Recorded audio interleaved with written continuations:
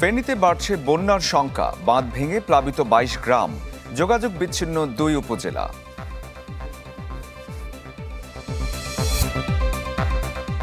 জুলাই আন্দোলনকারীদের ওপর হাসিনার গুলির নির্দেশের সত্যতা বিবিসির অনুসন্ধানে, বিচারে স্বচ্ছতা বাড়বে বলছেন প্রসিকিউটর।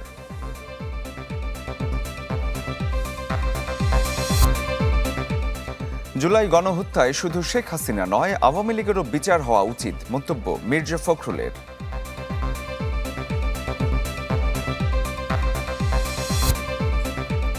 চাকরি ফেরত পাচ্ছেন আলোচিত দুদক কর্মকর্তা শরীফ, দিতে হবে পাওনা বেতন এবং সুযোগ সুবিধাও।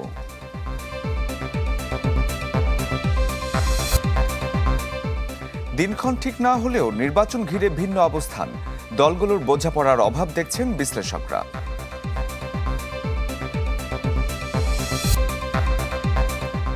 ভূমধ্যসাগর পাড়ি দিয়ে ইতালি যাবার চেষ্টা, লিবিয়া থেকে ফেরত পাঠানো হলো ১৬২ বাংলাদেশিকে।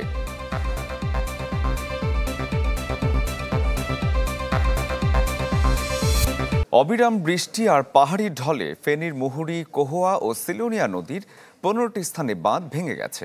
এতে প্লাবিত হয়েছে অন্তত ২২টি গ্রাম, পানিবন্দী হয়ে পড়েছে কয়েক হাজার পরিবার, কেউ কেউ চলে গেছেন আশ্রয় কেন্দ্রে।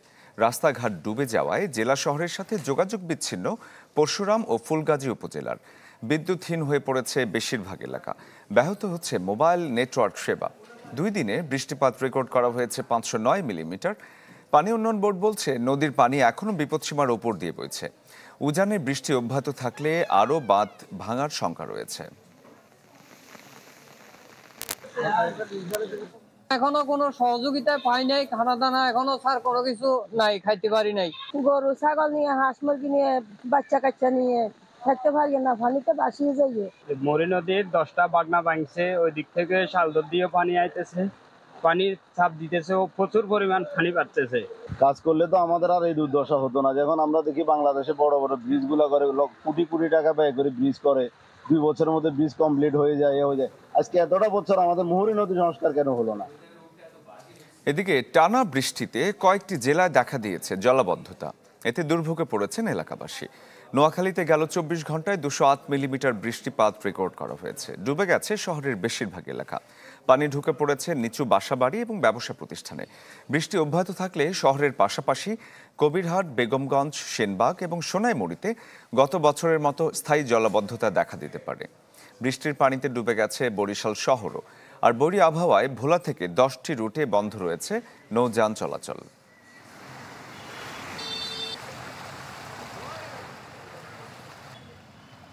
একটুতে দেখেন কি অবস্থা, আমরা হাঁটতে পারতেছি না, গাড়ি নিয়ে যাইতে পারতেছি না, আমাদের অনেক কষ্ট। বেশিরভাগ রাস্তাঘাটই তলিয়ে গেছে এবং জনগণের অনেক দুর্দশা, কষ্ট হইতেছে চলাচলে। বিভিন্ন ধরনের রোগ জীবাণু ছড়াতেছে, বিভিন্ন চর্মরোগ, অ্যালার্জি জাতীয় রোগে আমরা ভুগতেছি। আমরা এর সুষ্ঠু সমাধান চাই। মৌসুমী বায়ু সক্রিয় থাকায় ঢাকা সহ দেশের কয়েকটি জেলায় বৃষ্টিপাত হচ্ছে। ২৪ ঘন্টায় ঢাকায় ৭৭ মিলিমিটার বৃষ্টিপাত রেকর্ড করা হয়েছে বলে জানিয়েছে আবহাওয়া অফিস।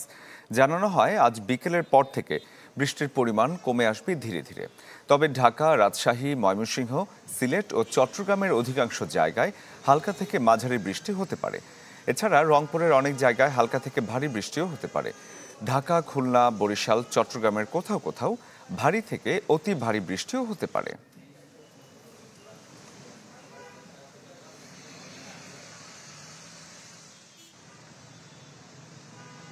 ঢাকাতে যারা অফিসগামী আছে তাদের জন্য ডেফিনেটলি খুব ভোগান্তি হচ্ছে। ট্রান্সপোর্ট যেভাবে কমে গিয়েছে এবং যেভাবে তারা বাড়তি ভাড়া আদায় করছে, এটা আমাদের জন্য অনেক কষ্টকর।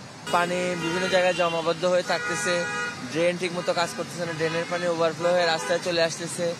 আজকে বিকাল বা সন্ধ্যা নাগাদ এটা অনেকটা কমে যাবে। আশা করি আগামীকাল আজকের যে বৃষ্টির পরিমাণ, এটা অনেকটা আগামীকাল আরও কমে যাবে। কারণ হচ্ছে যে আপনার লঘুচাপটা রয়েছে, এটা গ্র্যাজুয়ালি ওয়েস্টের দিক সরে যাচ্ছে এবং গ্র্যাজুয়ালি আমাদের দিকে অনেকটা ক্লিয়ার হয়ে যাবে আশা করি আগামীকাল থেকে। জুলাই গণঅভ্যুত্থানে আন্দোলনকারীদের ওপর মারণাস্ত্র ব্যবহার এবং সরাসরি গুলি করার নির্দেশ দিয়েছিলেন শেখ হাসিনা। এক ঊর্ধ্বতন সরকারি কর্মকর্তার সাথে হাসিনার ফোন কলের সত্যতা পেয়েছে বিবিসি আই। গত বছরের 18 জুলাই যখন বিক্ষোভকারীদের ওপর চলছিল কঠোর দমন পীড়ন, সে সময় এমন নির্দেশনা দেন তিনি, যা ফাঁস হয় চলতি বছরের মার্চে। 2024-এর জুলাই অভ্যুত্থান, সরকারের কঠোর অবস্থানে কোটা সংস্কারের আন্দোলন একসময় রূপ নেয় সরকার পতনের আন্দোলনে। কঠোর দমনপীড়নের মুখে এক পর্যায়ে যা পরিণত হয় গণ অভ্যুত্থানে, যাতে রাতারাতি পাল্টে যায় চিত্রপট। দেশ ছেড়ে ভারতে পালাতে বাধ্য হন তৎকালীন প্রধানমন্ত্রী শেখ হাসিনা। আন্দোলনকারীদের ওপর মারণাস্ত্র ব্যবহার ও নির্বিচারে গুলি চালাতে নিরাপত্তা বাহিনীকে নির্দেশ দিচ্ছেন শেখ হাসিনা। মার্চে ফাঁস হওয়া এই অডিও কলের সত্যতা নিশ্চিত করেছে বিবিসি আই। ফোন কলে এক ঊর্ধ্বতন সরকারি কর্মকর্তার সাথে কথা বলার সময় বিক্ষোভকারীদের বিরুদ্ধে প্রাণঘাতী অস্ত্র ব্যবহারের অনুমোদন দেন তিনি। বলেন, যেখানেই পাবে তাদের গুলি করবে। সবগুলিকে আরেস্ট করতে বলছি রাখতে, সবাইকে বলা হচ্ছে যে যেখান থেকে টিকাটা পারবো ধরে ফেলবে। নামার নির্দেশনা দেওয়া আছে, ওপেন নির্দেশনা দিয়ে দিচ্ছে। এখন লেটার লিখবেন, ব্যবহার করবে, যেখানে পাবে সেটা গুলি করবে। 18 জুলাইয়ের সেই ফোন কলের সময় গণভবনে অবস্থান করছিলেন শেখ হাসিনা। সে সময় বিক্ষোভকারীদের ওপর পুলিশের গুলি চালানোর ভিডিও ভাইরাল হয় সোশ্যাল মিডিয়ায়, যাতে জনমনে সরকারের বিরুদ্ধে বাড়তে থাকে ক্ষোভ। ফোন কলের কয়েকদিনের মধ্যেই মিলিটারি গ্রেডের রাইফেল ব্যবহার করা হয় ঢাকার বিভিন্ন স্থানে। বিবিসি বলছে, ফাঁস হওয়া অডিওটি বাংলাদেশের ন্যাশনাল টেলিকমিউনিকেশনস মনিটরিং সেন্টারের রেকর্ড করা একাধিক কলের মধ্যে একটি। আর এতে থাকা কণ্ঠস্বর যে শেখ হাসিনার, তা ভয়েস ম্যাচ করে নিশ্চিত করেছে বাংলাদেশ পুলিশের ক্রিমিনাল ইনভেস্টিগেশন ডিপার্টমেন্ট সিআইডি। এটি কৃত্রিম বুদ্ধিমত্তা দিয়ে তৈরির প্রমাণ পায়নি ইয়ারশট অডিও ফরেনসিক বিশেষজ্ঞরাও। বিবিসি বলছে, মার্চে ফাঁস হওয়া অডিওটি হাসিনার বিরুদ্ধে মানবতা বিরোধী অপরাধে চলমান বিশেষ ট্রাইব্যুনালে বিচার কার্যে গুরুত্বপূর্ণ প্রমাণ হিসেবে ব্যবহার করার পরিকল্পনা করছেন বাংলাদেশের প্রসিকিউটররা। রাখি জেসমিন, চ্যানেল 24। গণহত্যার জন্য শুধু শেখ হাসিনা নয়, দলীয়ভাবে আওয়ামী লীগেরও বিচার হওয়া উচিত বলে মন্তব্য করেছেন বিএনপি মহাসচিব মির্জা ফখরুল ইসলাম আলমগীর। সকালে রাজধানীর নিউরো সায়েন্স হাসপাতালে বিএনপি চেয়ারপারসনের উপদেষ্টা কাউন্সিলের সদস্য অধ্যাপক ডাক্তার সিরাজ উদ্দিনকে দেখতে গিয়ে এই কথা বলেন তিনি সেখানে আরও বলেন, নির্বাচন আর সংস্কার সাংঘর্ষিক নয়। ফখরুল বলেন, দেশের জনগণ নির্বাচন চায়। যারা ভোট পেছানোর কথা বলছেন তাদের আরও ভেবে দেখার আহ্বান জানান। পরে আয়েশা মেমোরিয়াল হাসপাতালে শিল্পী ফরিদা পারভিনকে দেখতে যান বিএনপি মহাসচিব। এ সময় শিল্পীর জন্য চেয়ারপারসন এবং ভারপ্রাপ্ত চেয়ারম্যানের পক্ষ থেকে আর্থিক সহযোগিতা প্রদান করেন।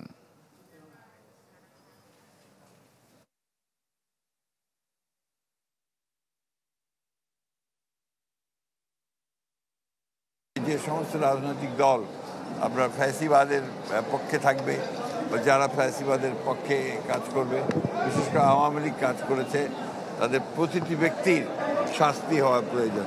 আওয়ামী লীগের নির্যাতন, নিপীড়ন, হত্যা, গুম, খুনের সবচেয়ে বড় ভিকটিম আমাদের দল বিএনপি। আলোচিত দুদক কর্মকর্তা মোহাম্মদ শরীফুদ্দিনের চাকরি 30 দিনের মধ্যে ফেরত দেওয়ার নির্দেশনা দিয়েছেন হাইকোর্ট। সাথে ফেরত দিতে হবে পাওনা বেতন এবং সুযোগ সুবিধাও। রুল নিষ্পত্তি করে হাইকোর্টের একটি দ্বৈত বেঞ্চ এই আদেশ দেন। 2008 সালের দুর্নীতি দমন কমিশনের একটি বিধিমালা অনুযায়ী 2023 সালের 16 ফেব্রুয়ারি শরীফুদ্দিনকে চাকরি থেকে অপসারণ করে দুদক। ওই বিধিমালায় বলা হয়েছে, কোনো ধরনের কারণ দর্শানোর নোটিশ ছাড়াই একজন কর্মকর্তাকে চাকরিচ্যুত করার ক্ষমতা দুদকের রয়েছে। এরপরই চাকরিচ্যুতি এবং বিধির বৈধতা চ্যালেঞ্জ করে হাইকোর্টে রিট দায়ের করেন শরীফ। একই বছরে 13 মার্চ চাকরি ফেরত চেয়ে হাইকোর্টে রিট করেন তিনি।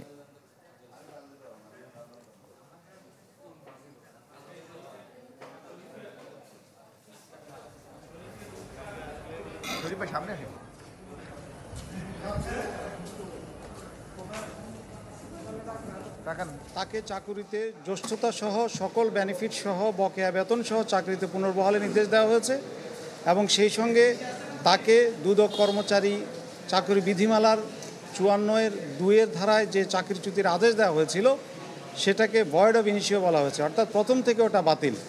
আমি ন্যায় বিচার পেয়েছি, বিশেষ করে 5ই আগস্টের সফল গণঅভ্যুত্থান পরবর্তী যে অবস্থা, সেই অবস্থা না হলে হয়তো আমি ন্যায় বিচার পাইতাম না। আমি আল্লাহর কাছে শুকরিয়া আদায় করছি। পাশাপাশি আমার আইনজীবী প্যানেল, আমার শুভাকাঙ্ক্ষী, বিশেষ করে যারা গণমাধ্যম কর্মী, যারা সামাজিক যোগাযোগ মাধ্যমে আমার বিষয়ে সরব থেকেছেন, দুর্নীতির বিরুদ্ধে সোচ্চার থেকেছেন, তাদের প্রতি এবং দেশবাসীর প্রতি কৃতজ্ঞতা জ্ঞাপন করছি। নির্বাচনের তফসিল এখনো ঘোষণা করা হয়নি, তবে এরই মধ্যে প্রশাসনের নিরপেক্ষতা নিয়ে প্রশ্ন তুলেছে কিছু রাজনৈতিক দল। একদিকে জামায়াত বলছে নির্বাচনের লেভেল প্লেইং ফিল্ড তৈরি হয়নি এখনো, অন্যদিকে রাজনৈতিক বিশ্লেষকরা বলছেন বিএনপির সাথে বোঝাপড়ার ঘাটতি থেকেই এমন দাবি করা হতে পারে। আর সরকারের পক্ষ থেকে বলা হচ্ছে নির্বাচনে থাকবে লেভেল প্লেইং ফিল্ড। তারেক রহমানের সাথে অধ্যাপক ইউনূসের বৈঠকের পর থেকেই বদলে যায় দেশের রাজনীতির সমীকরণ। নির্বাচন ঘিরে উৎসাহ বাড়ে বিএনপির, কমতে থাকে অন্তর্বর্তী সরকারকে ঘিরে বিষোদ্গার। তবে উল্টো সুর জামায়াত এনসিপির। নির্বাচনের পরিবেশ অবশ্যই তৈরি করতে হবে। এরই মধ্যে জামায়াতের দাবি আসছে ভোট ঘিরে মাঠে নেই লেভেল প্লেইং ফিল্ড, যদিও এমন শঙ্কাকে উড়িয়ে দিচ্ছে সরকার। সরকারের ভূমিকায় এখনো জনগণ সংশয়ের মধ্যে আছে, এজন্যই বলছি এই ফিল্ড এখন নাই। আমরা আমাদের আমির জামাত এটা বলেছেন যে এই পরিস্থিতিতে তো নির্বাচন আমরা মেনে নিতে পারি না, লেভেল প্লেইং ফিল্ড এটা করতে হবে। লেভেল প্লেইং ফিল্ড পুরোপুরি থাকবে, সবাই একটা পিসফুল এবং ফ্রি অ্যান্ড ফেয়ার ইলেকশন দেখতে পাবেন সবাই, এবং খুব উৎসব মুখর পরিবেশে ভোট হবে। এখনো ঘোষিত হয়নি নির্বাচনী তফসিল, তাহলে এত আগেই কেন এত অবিশ্বাস? এমন প্রশ্নে এই রাষ্ট্রবিজ্ঞানীর মত, রাজনৈতিক ভাবনায় বাকি আছে বোঝাপড়ার। হয়তো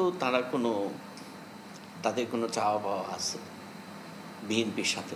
মূল সমস্যা তো বিএনপিকে কেন্দ্র করেই, বিএনপির কাছ থেকে হয়তো তারা কিছু সুবিধা চায় যেটা তারা পাইতেছে না, তাই না? যে কারণে এগুলো তারা প্রকাশ করতেছে অন্যভাবে। এটা সত্য যে তারাও নির্বাচনের প্রস্তুতি নিচ্ছে, কিন্তু সত্যতা তো এই জায়গাতে যে তারা আসলে কয়টা আসন পাবে, তাই না? হয়তো জামাতের 21% ভোট আছে, কিন্তু 21% ভোট থাকলেই কি সে 21টা সিট পাবে? নির্বাচনের দিন, তারিখ কিংবা তফসিল ঘোষণা ঘিরে এখনো কোনো সুস্পষ্ট নির্দেশনা পায়নি নির্বাচন commission. Ashikin Prince, channel 24, Dhaka. দর্শক, জুলাই গণ অভ্যুত্থানকে ঘিরে কেন্দ্রীয় কর্মসূচির অংশ হিসেবে মেহেরপুর থেকে চুয়াডাঙ্গায় পৌঁছেছে এনসিপির জুলাই পদযাত্রা। সেখানে রয়েছেন আমাদের সহকর্মী রেজাউল করিম লিটন। আমরা পদযাত্রা সম্পর্কে জানতে চাইব। লিটন, বর্ষা স্নাত একটি দিন, এনসিপি নিশ্চয়ই পৌঁছেছে চুয়াডাঙ্গায়, তাদের কি কি কর্মসূচি রয়েছে আজকে সারাদিন ওখানে? শরীফ, আসলে বৃষ্টি ভেজা দিন, আপনি জানেন যে সারা দেশেই বৃষ্টি হচ্ছে, চুয়াডাঙ্গাতেও একেবারেই সকাল থেকে বৃষ্টি। এর মধ্যেই এনসিপির যে পদযাত্রা সেটি চুয়াডাঙ্গা শহরে ঢুকবে। আমি এখন আছি চুয়াডাঙ্গা শহরের শহীদ হাসান চত্বরে। এখানে ঠিক 2টো থেকে শুরু হবে তাদের প্রোগ্রামের শিডিউল ছিল বেলা 11টা। তারা পাশের জেলা মেহেরপুরে ছিলেন এনসিপির নেতৃবৃন্দ, সেখান থেকে তারা চুয়াডাঙ্গার একটি উপজেলা আলমডাঙ্গাতে এখন অবস্থান করছেন এবং আলমডাঙ্গা পথসভা শেষ করে জোহরের নামাজের পরে তারা এখানে আসবে। আমি যদি আপনাকে একটু দেখাই আপনার মাধ্যমে দর্শকদের, দেখবেন এখানে তারা এখানে মঞ্চ করা হয়েছে এবং এই মঞ্চের মাধ্যমে এখানে ছাত্র জনতার উপস্থিতি একেবারেই এই প্রতিকূল আবহাওয়ার মধ্যেও বেশ চমৎকার উপস্থিতি এবং আইন শৃঙ্খলা রক্ষাকারী বাহিনী আমি দেখেছি এখানে সেনাবাহিনী, পুলিশ এবং সমস্ত গোয়েন্দা সংস্থার নেতৃবৃন্দ তারা এখানে আপনার নিরাপত্তা দিচ্ছে। এর বাইরে আমি দেখছি যে যারা জুলাইয়ে যারা পঙ্গু হয়েছেন তারাও এসেছেন। তারা যদি আমি একজনকে দেখছি তিনি একটি পা হারিয়েছেন, তিনি দেখাচ্ছেন, তারাও কিন্তু এই পদযাত্রায় অংশ নিতে এসেছেন। তো দুপুরের পরে অর্থাৎ জোহরের নামাজের পরে শুরু হবে এবং তখন পদযাত্রা শুরু হলে আমি আপডেট দিতে পারবো। শরীফ, লিটন, ধন্যবাদ আপনাকে। দর্শক, চুয়াডাঙ্গা থেকে রেজাউল করিম লিটন যুক্ত হয়েছিলেন আমাদের সাথে। আর সংবাদের শুরুতে আপনাদের জানিয়েছিলাম অবিরাম বৃষ্টি আর পাহাড়ি ঢলে ফেনীর মুহুরী, কহুয়া এবং সিলোনিয়া নদীর বেশ কয়েকটি জায়গায় বাঁধ ভেঙে গেছে এবং প্লাবিত হয়েছে 22টির মতো গ্রাম। তো সেখানে রয়েছেন আমাদের সহকর্মী দিলদার হোসেন স্বপন, তিনি আমাদের সাথে যোগ দিয়েছেন। স্বপন, ফেনীর সবশেষ কি অবস্থা? শরীর যেটা বলেছেন, মুহুরী, কহুয়া, সিলোনিয়া নদীর বাঁধ ভেঙে 22টি গ্রাম প্লাবিত হয়েছে। বাঁধ 15টি স্থানে বাঁধ ভেঙেছে, আমরা দর্শকদেরকে জানিয়েছি। তবে এই মুহুরী নদীর পানি এখন বিপদসীমা 63 সেন্টিমিটার উপর দিয়ে প্রবাহিত হচ্ছে। গতকাল যেটা আরো অনেক বেশি ছিল।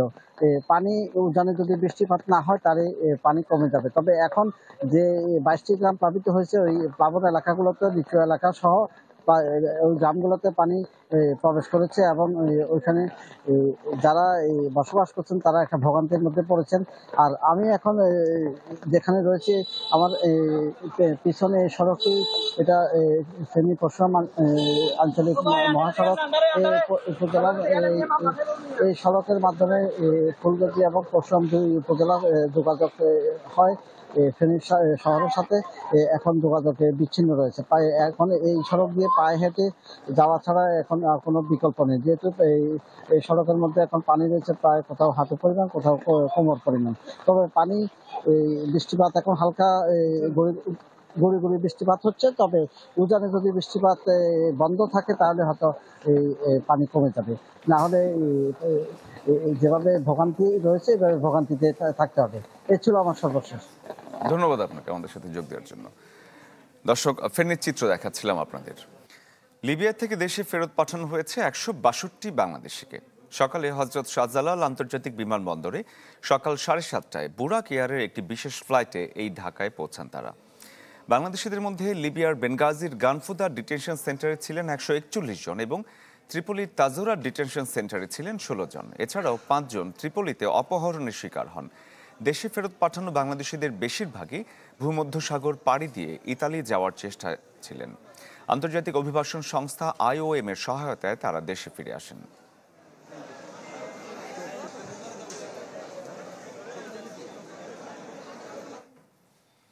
শুল্ক নিয়ে দ্বিপাক্ষিক আলোচনায় আবারও বসছে ঢাকা এবং ওয়াশিংটন।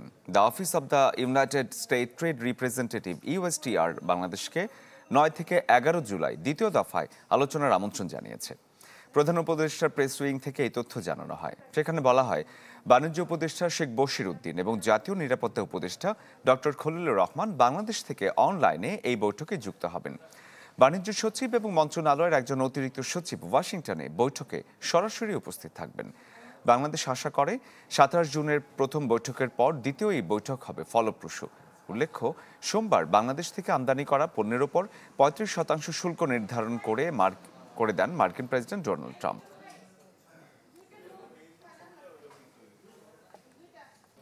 জুলাই আন্দোলনে মারণাস্ত্র ব্যবহার শেখ হাসিনার নির্দেশের ফোন আলাপ ভেরিফিকেশন মামলার স্বচ্ছতা বাড়াবে। এটি ডকুমেন্ট আকারে উপস্থাপন করা হবে ট্রাইব্যুনালে। এই তথ্য জানিয়েছেন ট্রাইব্যুনালের প্রসিকিউটর গাজী MH তামিম। তিনি দাবি করেন, প্রসিকিউশনের তদন্ত যে সঠিকভাবে হয়েছে, বিবিসির প্রতিবেদন তারই প্রমাণ। ফাঁস হওয়া এই অডিওতে শেখ হাসিনাকে বলতে শোনা যায়, সবাইকে নির্দেশনা দেয়া হয়েছে লেথাল ওয়েপন ব্যবহার করতে, যেখানে তাদের পাবে গুলি করবে।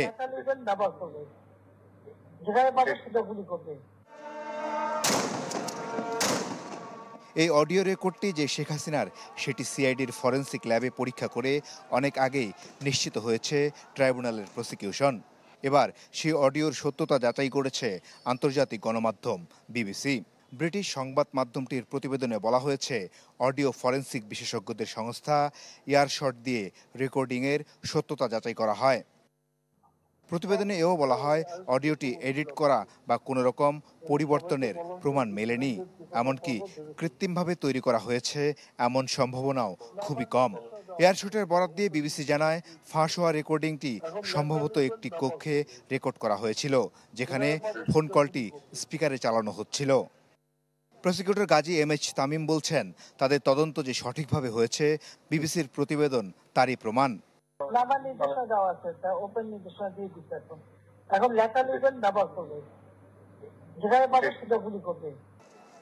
তিনি আরো বলেন, এরই মধ্যে জুলাই আগস্টের গণহত্যার বিচার দৃশ্যমান হয়েছে। বিচার এমনভাবে করা হবে যার গ্রহণযোগ্যতা মিলবে আন্তর্জাতিক মহলে। ড্রোন ব্যবহার করে এই প্রোটেস্টারদেরকে অবস্থান লোকেট করে তাদেরকে নিরূপণের চেষ্টা করেছেন। হেলিকপ্টার থেকে গুলি করার নির্দেশ প্রদান করেছেন। শুধু তাই নয়, KPI যেগুলো আছে, কি পয়েন্ট ইনস্টলেশন, দেশের এই সকল স্থাপনাগুলো ধ্বংসের নির্দেশ তিনি দিয়েছিলেন তার দলকে, যেন এই দায় ছাত্রদের উপরে দেওয়া যায়। টেলিফোন কনভারসেশনের এই অডিও রেকর্ড তদন্ত সংস্থার হাতে এসেছে। তদন্ত সংস্থা যথাযথ কর্তৃপক্ষের নিকট থেকে তার ভেরিফিকেশন করে দেখেছেন যে এটা জেনুইন, এটি আসামি শেখ হাসিনার ভয়েস।